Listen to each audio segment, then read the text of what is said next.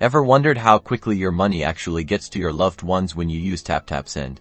Let's dive into the typical processing times for Taptap Send and explore the factors that can affect those crucial delivery windows first. Let's talk about the standard. Most transfers arrive within minutes, which is usually what you experience, but there is more that impacts those minutes. Several variables influence how fast your hard-earned money reaches its destination. These include your recipient's country. Certain regions may experience slightly longer processing times due to banking regulations or local holidays. Next, consider the recipient's bank. Some banks may have processes that take longer than others and will impact delivery speeds. The amount of money being transferred is another. Larger amounts might face additional security checks, potentially causing a slight delay. Also, the payment method makes a difference. Transfers initiated through debit cards usually process faster than bank transfers. Finally, weekends and holidays can impact processing times, as banks and financial institutions might operate with reduced staff or closed completely,